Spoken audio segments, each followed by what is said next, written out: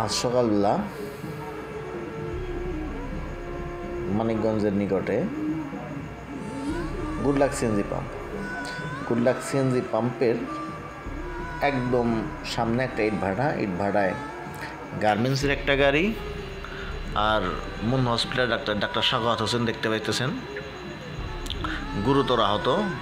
গাড়িটি দেখতে পাইতেছেন ডাক্তার সাখাওয়াত হোসেন, মুন্নু মেডিকেল কলেজের সার্জারি বিভাগের প্রধান ডাক্তার সাখাওয়াত হোসেন।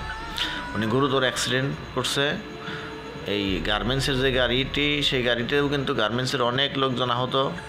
প্রাইভেট কারটা গার্মেন্টসের গেট সোজাসুজি সজোরে আঘাত করায় গাড়ি রোড থেকে কিন্তু ছিটকে রাস্তার সাইডে ইটের অনেক স্তূপ ছিল, সেই স্তূপের সাথে যে লেগে আটকে যায় এবং কি প্রাইভেট কারের সঙ্গে সঙ্গে সেখানে আটকে যায়।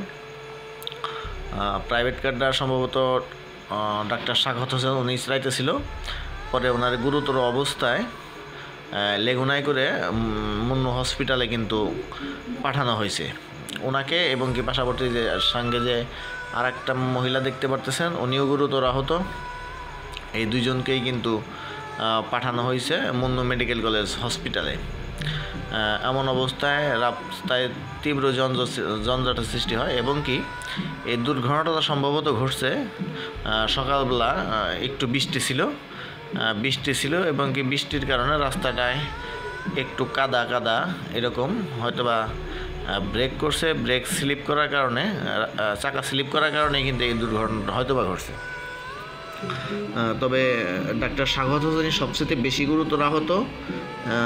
তাছাড়া মোটামুটি আর যারা আছে তারা হালকা পাতলা কিছু সমস্যা হয়েছে, তাদের কেউ ওইভাবে গুরুতর কোনো আহত না। ডাক্তার সাখাওয়াত হোসেন একমাত্র উনিই কিন্তু সবচাইতে গুরুতর আহত। তাকে সঙ্গে সঙ্গে লেগুনায় করে দেখতে পাচ্ছেন যে লেগুনায় করে তাকে পাঠানো হয়েছে মুন্নু মেডিকেল কলেজ হসপিটালে, এবং কি সেখান থেকে ডাক্তার সাখাওয়াত হোসেনকে ওখানে প্রাথমিক ট্রিটমেন্ট দেওয়ার পরে কিন্তু তাকে